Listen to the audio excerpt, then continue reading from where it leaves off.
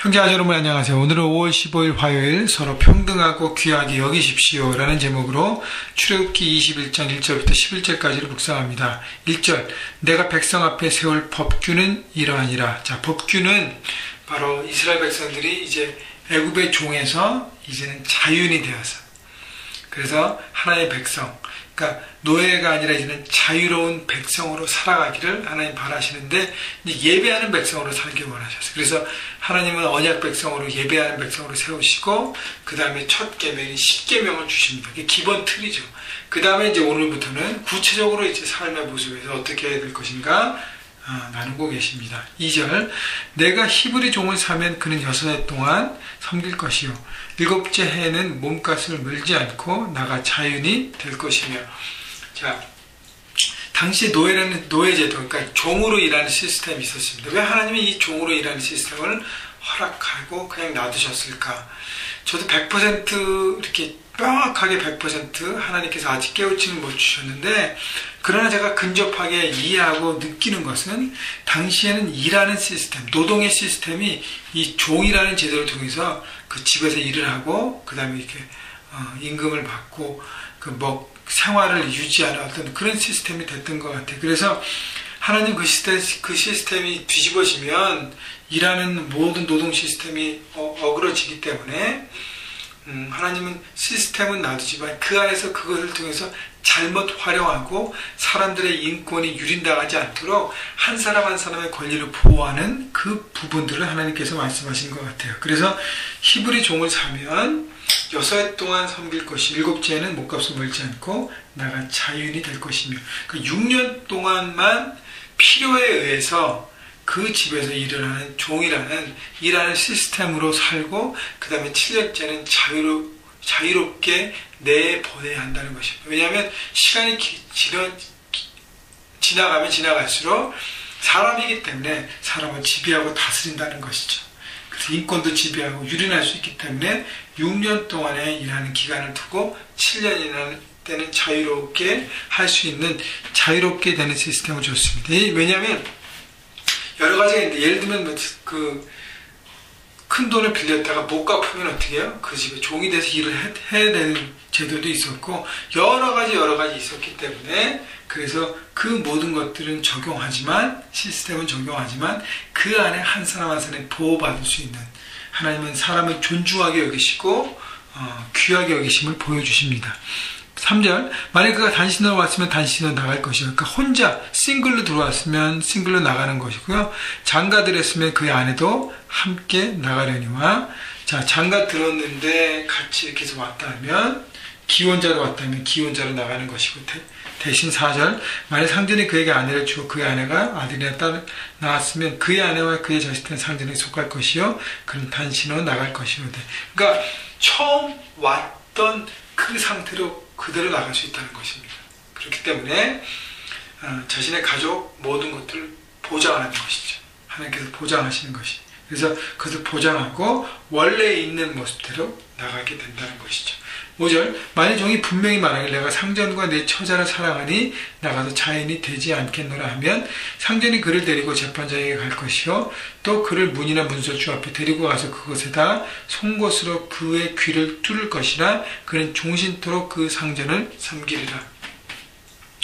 자, 그런데 이 종이 싱글로 들어와서 주인이 너무너무 사랑하고 은혜 베푸셔서 아내도 허락해 주셔서 아내가 되고 자식도 낳고 그 안에 있으면서 그 안에 있는 것이 너무 기쁘고, 밖에서 이렇게 하는 것보다는 그 안에서 일하고 섬기고 자기 생활을 하는 것이 너무너무 좋다면 스스로 선택해서 그 집에 영원한 종이 될 수 있다는 것입니다. 선택의 자유를 주신 것이죠. 그래서 자유롭게 나가든지 아니면 그곳에서 계속 있든지, 대신 귀를 뚫어서 영원한 사인을 줬다는 것이, 왜냐하면 본인은 선택했지만 거기에 대한 책임을 지게 하는 것이죠. 자, 그렇다면 우리가 느끼는 것은 뭐냐면, 하나님께서 우리를 죄의 종이 되었던 우리를 자유롭게 해주셨습니다. 구원을 베푸셔서 더 이상 죄의 종이 아니라 하나님 앞에 자녀로 부르셨어요. 그러나 우리는 하나님 앞에 종의 모습으로 서 있습니다. 왜냐하면 하나님께서 우리 주인이기 때문에. 그래서 우리가 선택된 종이 돼서 하나님 앞에 살아가는 것이 더 큰 축복인 것을 우리는 느끼게 됩니다. 왜냐하면 우리의 주권은 하나님께 있기 때문에 바로 이 모습인 것이에요. 하나님께서 베푸시고 공급하시고 내 삶을 책임지시고 올바른 방향 인도하시고 내게 미션을 주셨기 때문에 이 안에 있는 것이 내가 선택되어서 종이 되는 모습으로 살아가는 것이 바로 하나님의 축복이라는 것을 이 제도를 통해서 하나님께서 가르쳐 주시는 것 같습니다. 7절 사람이 자기 딸을 여종으로 팔았으면 그는 남종과 같이 나오지 못할 것이요. 자, 여종에 대한 부분을 듣는데 특별히 당시에 여종으로 들여서 지참금을 드리고 그 주인의 첩으로 드리는 어떤 그런 제도가 있었습니다. 8절 만일 상전이 그를 기뻐하지 아니면 상관하지 아니하면 그를 속량할 것이나 자 그래서 정해진 시간 지난 다음에 그 주인이 그 아이에 대해서 아무것도 하지 않으면 자유롭게 내릴 권리가 있다는 것이죠. 또 상전이 그 여자를 속인 것이 되었으니 외국인은 팔지 못할 것이요. 자, 첩으로 들여왔다가 얘기했다가 그 약속을 지키지 못하면 마음대로 그 여인을 그 어린아이를 할 수 없다는 것입니다. 9절 만일 그를 자기 아들에게 주기로 하였으면 그를 딸같이 대우할 것이요. 자기가 취하지 않고 아들에게 주면 며느리가 되고 딸처럼 여겨야 되는 것이고요. 10절 만일 상전이 다른 여자에게 장가들지라도 그 여자의 음식과 의복과 동침하는 것은 끊지 말 것이요. 자, 비록 다른 사람을 정해서 했을지라도 내가 그 아이를 들여왔다면 아이에 대한 책임을 다해야 된다는 것입니다. 11절 그가 이 세 가지를 시행하지 아니하면 여자는 속전을 내지 않고 거저 나가게 할 것이라.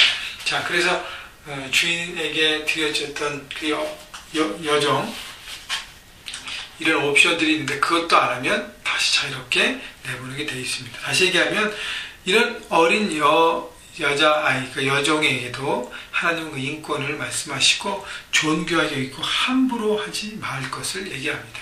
오늘 말씀을 정리해보면 물론 과거의 제도이기 때문에 조금 이해 안 되는 부분이 있지만 그러나 우리 안에 하나님께서 주신 정신은 사람 위에 사람 없고 사람 밑에 사람 없다는 것 여러분 그 뜻과 같은 것 같아요. 모든 사람이 하나님의 자녀이기 때문에 존귀하게 여기라는 것이죠. 그래서 십계명 중에 살인하지 말라는 것도 다른 사람의 생명을 존중하는 얘기와 같은 얘기입니다. 그렇기 때문에 여러분 삶 현장에서 만나는 모든 사람들 존중히 여겨야 합니다. 특별히 여러분보다 밑에 있는 부하 직원들 그 다음에 여러분 특별히 히스패닉, 라티노 그 일꾼들 있죠? 일하는 사람들 그분들에 대해서도 존귀함을 여겨야 돼요. 그렇게 밑바닥에 일한다고 업신여기가 막 하면 안 된다는 것이죠. 존귀 여기고 그들의 영혼을 사랑하고 축복하는 것. 그렇기 때문에 그것뿐 아니라 여러분의 가족도 마찬가지고 자식도 마찬가지예요. 내 밑에 있다고 내가 짓누르는 존재가 아니라는 것이죠. 존중해 여기고 섬겨하는 것입니다. 그래서 여러분보다 연약한 사람들 여러분 삶 가운데 누구를 만나든지 그들을 존경하고 축복하는 것. 우리 형제교회를 여기면 우리 특히 JDF 청년들 연약하잖아요. 그들을 존경하게 하고 세워주고 중보해서 그리고 온전한 하나님의 사람으로 서게 하는 것. 여러분 그래서 오늘 삶의 여러분들을 돌아보면서 하나님께서 만나게 하는 또 여러분 삶의 그 바운더리 안에 있는 연약한 사람들에게 사랑의 말을 전하고 축복하고 그리고 작은 어떤 이렇게 마음을 주는 선물을 하면서 이렇게 섬길 때 여러분을 통해서 하나님의 귀한 사랑이 나타날 것입니다. 한 사람 한 사람을 존귀하게 여기는 생명을 사랑하는 여러분 모두가 되시기를 주님의 이름으로 축원합니다.